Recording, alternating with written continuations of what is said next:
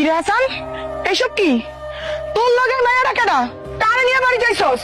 মা, ওর নাম মিতু। কি আমারে দেখার লাগে আইছো তাই না? তোমার দেখার লেগে আসমু কেন? রাস্তা ছাড়ো তো, সরো। তুমি আমার মাথায় শুয়ে কও তো যে তুমি আমার ভালোবাসো না। তোমার বাপ জানা প্রেম ভালোবাসা কখনোই মেনে নিব না। তুমি কথায় কথায় তো বাপ বাপ করো কেন? আমি তোমারে কইছি না তোমার স্যার আমি কাউরে বিয়ে করুম না। আমগো পালকি তো অনেক বড় হয়ে গেছে, মানে ওর একটু চোখে চোখে রাখুন করে। সে কি কিছু করছে? দেখলাম পালকি আজকাল পোলাপানগুলোকে একটু হাত ধরে হাসাহাসি করে রাস্তার মাঝখানে। হনজা, আমি খোঁজ নিয়ে দেখতেছি। শান্ত ভাই, কি তোর মতো বোকা রে? তুই যেমন ওরে পাগলের মতো ভালোবাসিস না, ও তোরে মোটেই পছন্দ করে না। তুই বেশি জানোস পছন্দ করে নাকি? শান্ত আমারে অনেক ভালোবাসে। কই কি কথা জিগাও? ভালোবাসার কথা কইতে আইছো, হাতে করে একটা ফোন নিয়ে আইবা না?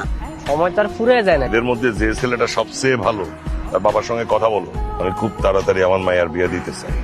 আমি 2-3 দিনের মধ্যে আপনার কন্যার বিবাহের ব্যবস্থা করতেছি। তুমি এটি কি কইতাছো মা? আমার বিয়ে মানে? মা, আমি এখন বিয়ে শাদী করতে পারবো না, তুমি বাপজানের বুঝাও। তোর বাপ কোনোদিন কারো কথা শুনছে যে সে যেটা চিন্তা করছে সেইটাই তো করছে। তুমি এখানে ও নাশ হয়ে গেছে শান্ত। বাপজান তোমার বিয়ে ঠিক করতেছে। কি কইতাছ এগুলা? আমি ঠিক কইতাছি। দেখো শান্ত, আমি কিন্তু তোমার অনেক ভালোবাসি। আমি তোমার স্যার অন্য কাউরে বিয়ে করতে পারবো না। তুমি প্লিজ একটা কিছু করো। আমি এখন কি করবো? কালকে তুমি আঙ্গ বাসায় আহো, তুমি আর আমি দুজনে মিলা বাপজানের পায়ে ধরবো। দেখবা বাজান সব মাইনা নিব। আরে শান্ত, সালাম আলাইকুম চাচা। ওয়ালাইকুম সালাম। কাম করতে আয়া পড়ছো?